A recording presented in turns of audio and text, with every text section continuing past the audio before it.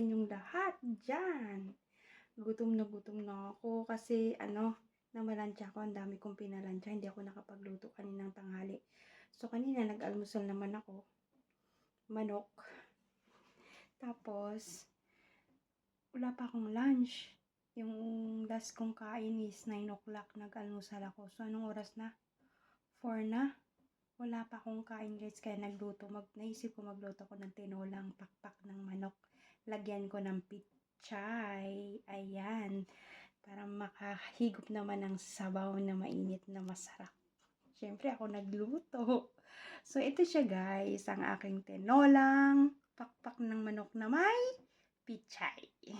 Nga siya guys, dahil gutom na nga ako, ito magluluto tayo ng tinolang manok. Pakpak ang gamit ko at lalagyan ko siya ng pichay. Sariwa yung pichay ko, maganda yung binigay sa akin na in-order ko sa Gibson. At igigisa natin siya sa luya at bawang sibuyas. Syempre may asin tayo at black pepper, pamintang durog. At dito ko pa rin siya lulutuin sa aking magic rice cooker. At dito naman talaga ako laging nagluluto. At mainit na siya, lalagyan na natin to ng mantika. Kasi mainit na. Lagyan lang natin siya ng konting mantika guys, para igisa natin yung ating bawang at sibuyas. Yan.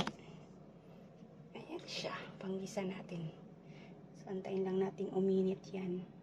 Silipin na natin guys, baka mainit na. Ayan na nga, mainit na yung ating mantika. Ilalagay na natin. Pagsasabayin ko na yung bawang sibuyas at luya.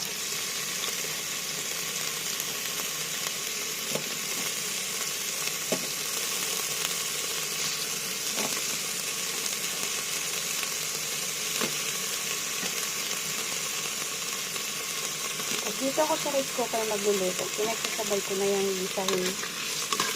Ayan. Tapos pa-brownin lang natin yung sibuyas, bawang at luya guys. Ayan. Then pag nag-brown na konti, ilalagay na natin yung manok, yung chicken wings. Check na natin guys. Ayan. Ayan na. Brown na nga. Brown na siya. Okay na siya. Nandito na. Nagisa na. So ilalagay na natin yung wings.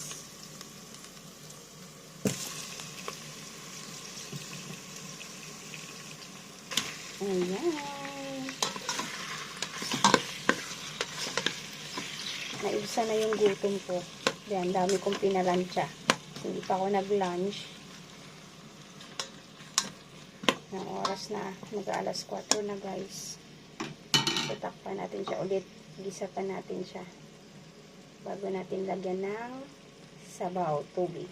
Silipin na natin guys. Ayan na, nagisa na siya. Pwede na natin itong lagyan ng tubig. Kasi nag-isa na siya. Mawala na yung langusan niya. Ayan, nakita niyo yung manok. Nag-iba na. So, lalagyan na natin siya ng tubig. Ayan, konti lang. Ito lang siya ng tubig guys. Pampaluto lang yung chicken. Tsaka ng gulay. Ayan. So, lalagyan na natin yun siya ng pamintang durog.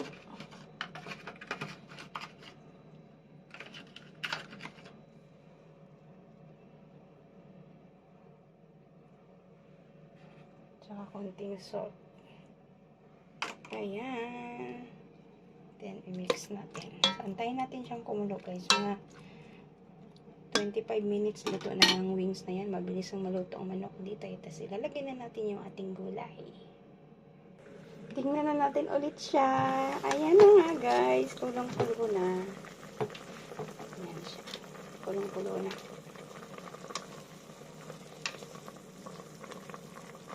Ang bilis lang maluto talaga yung manok dito guys. Puro na lang tayo manok nito. Almusal ko manok. Tanghalian manok, gabi manok. Ayan, lilipad na tayo nito. So, ayan guys. Mga 15 minutes na lang. Ilalagay na natin yung gulay natin. Ayan, close muna natin siya ulit. Ayan guys, nakalipas ng 28 minutes. luto na yung manok. Ilalagay na natin yung ating pichay. Yan. Inuusok-usok. Ang kulo-kulo siya. Nagpapagtuloy yung ating cellphone. So, ilalagay na natin yung ating pichay, guys. Ayan. Then, 10 minutes, luto na yung ating pichay. Diba? So, ayan. 10 minutes lang siya, guys. Ready na. I-off. At ready na kumain. So, ayan na nga. Tayo na naman natin. So, ito na siya, guys. 10 minutes na, oh. Diba? Luto na ang ating tinulang manok with pichay. So, ayan, guys. Makakakain na talaga ako. Maibsan na yung aking gutom. So, ayan. Magpa 5 na. Quarter to 5 na dito. So, gutom na ako. Hindi pa ako nag-lunch. So, ayan na siya. Luto na yung ating tinola. Thank you for watching, everyone. God bless all. Bye. See you in my next vlog.